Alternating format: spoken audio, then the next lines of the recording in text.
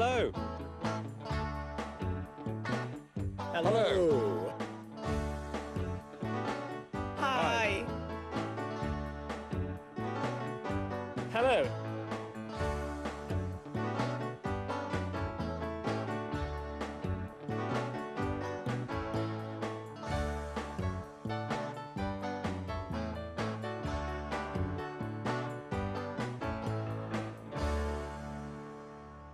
Hello and welcome to That's English. Hello.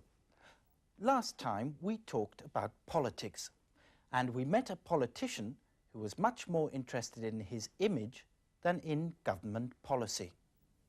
Today we're going to start by looking at some of the major political issues of the 1950s. Listen for the answers to these questions. What did the reporter ask the British government official? And what was the British government official's reply? Over to the newsroom.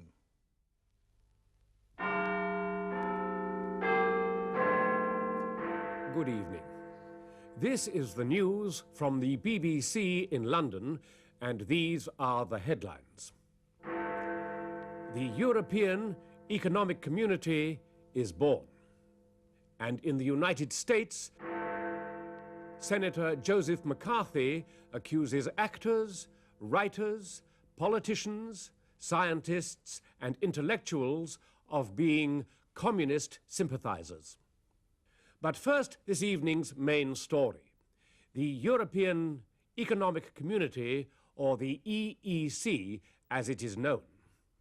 We have a report from our political editor, Anna Pilkington. What is the story, Anna? Well, Trevor, there have been wars and fighting between European countries for the last 1,000 years, but now a group of countries have decided to start working together. President de Gaulle of France announced this morning that France, Germany, Belgium, Italy, Luxembourg and Holland have joined the European Economic Community. Anna, what about Great Britain? Will we be joining this European Economic Community?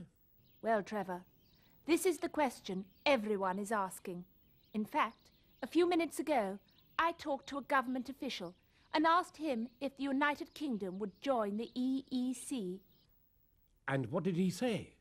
He said he didn't know. Oh, well, never mind. And now for the rest of the news.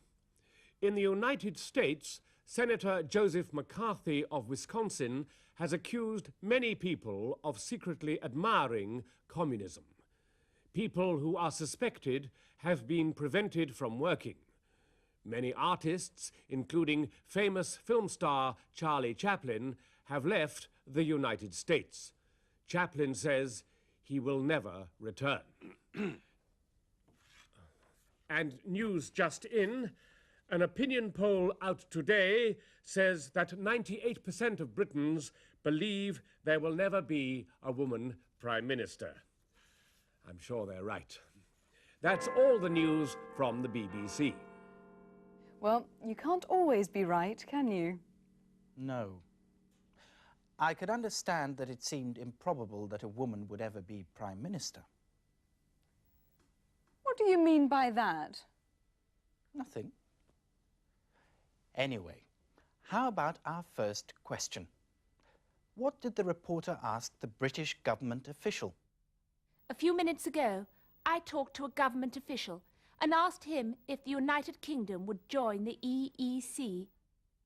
I asked him if the United Kingdom would join the EEC. Here, Anna is reporting the question she asked. What do you think were the actual words she spoke to the official? Will the United Kingdom join the EEC? Will the United Kingdom join the EEC? And when she reported that, the question became, I asked him if the United Kingdom would join the EEC.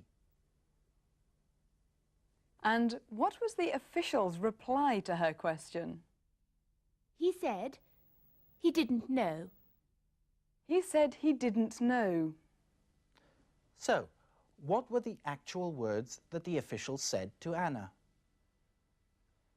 I don't know. I don't know. And when Anna reported that, it became, he said he didn't know. Politicians are a strange group of people, aren't they? We laugh at them, we make jokes about them. We don't trust them. But they have a lot of power. They can change our lives, for better or for worse. Yes, some politicians actually do a lot of good. Here's a short film about some people who have managed to bring about reform, reformas, in the areas of prisons, factories, conditions in hospitals and slavery, la esclavitud.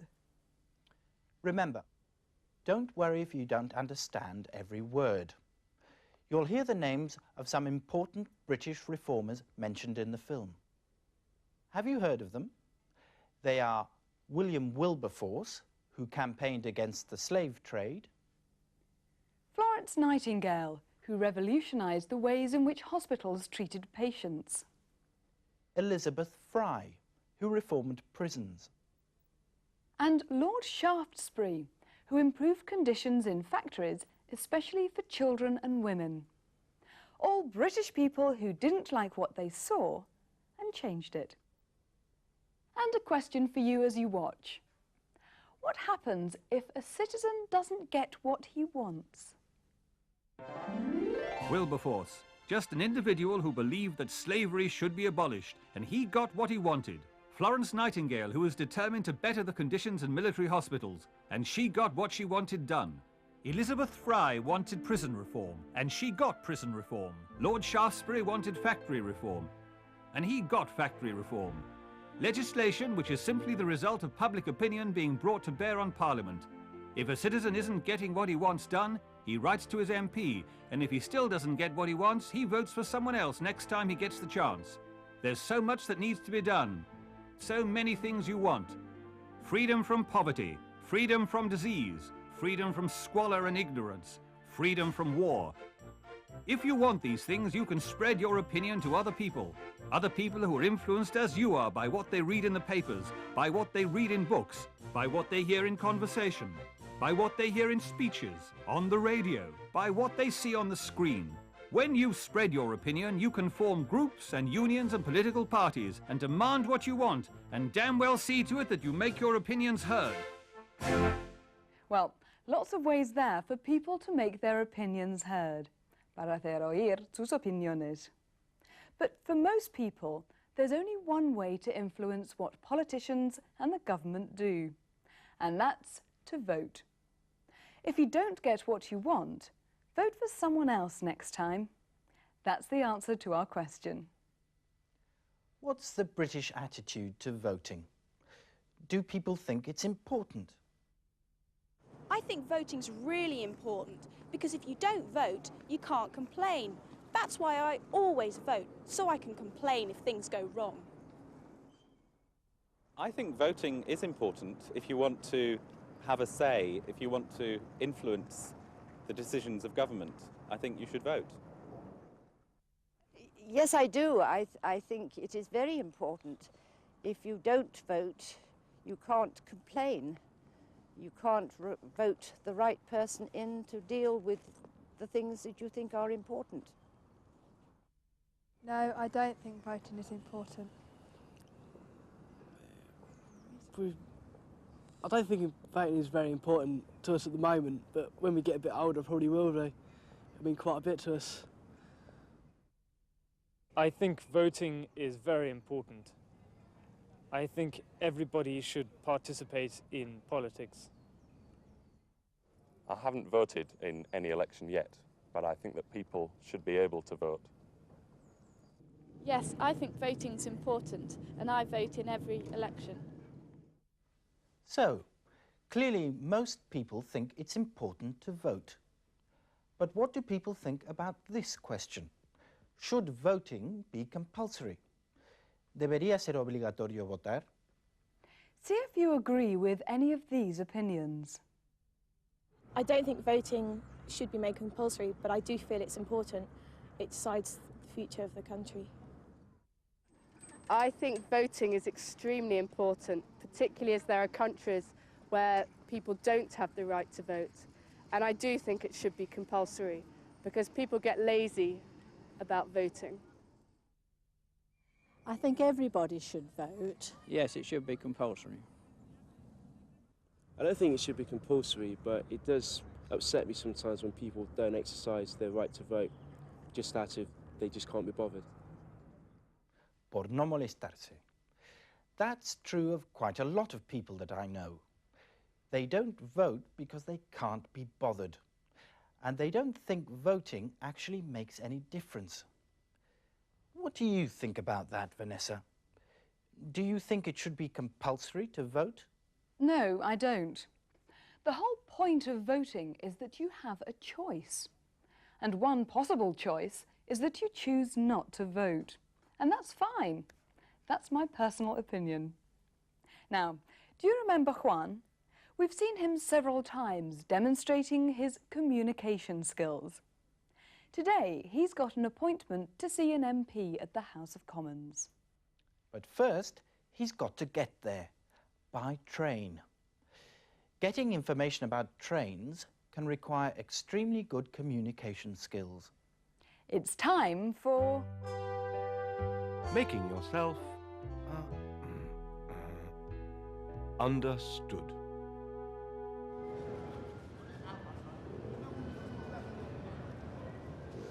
Excuse me, I'm late. I'm meeting a Member of Parliament at the House of Commons today. It's very important, and I'm late. The woman in the ticket office told me that there was a fast train to London. Did she? Who is the MP that you're meeting? She said that she didn't know what platform the fast train went from. Perhaps you could tell me. Listen to the announcement.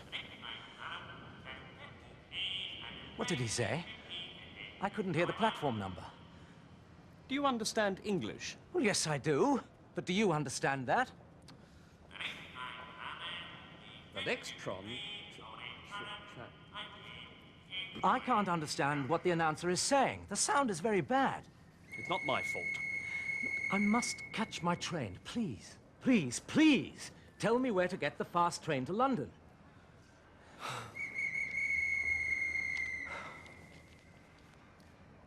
The next London train is on platform 6.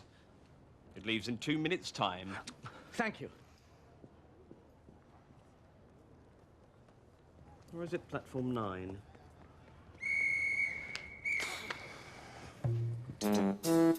Oh dear, you know, I'm afraid Juan may have failed to get the right information this time. Well, I said it can be difficult to get information about trains, didn't I? But let's have a look at 2 simple strategies he used to find out what he wanted to know. What did he say? I couldn't hear the platform number. I can't understand what the announcer is saying. The sound is very bad. The strategy here is to say that you don't understand, and also to say what you don't understand. People won't help you if they don't know that you need help. And they can't help you if they don't know what the problem is. And here is the other simple strategy. I must catch my train, please. Please, please, tell me where to get the fast train to London. Please, please, please. The most important thing here is that Juan didn't give up. No se rindió. Even though the railwayman didn't want to help, Juan kept trying. And that's our second piece of advice to you. Don't give up. You can even say, please, please, please. It's time to stop. Join us next time, please. Bye.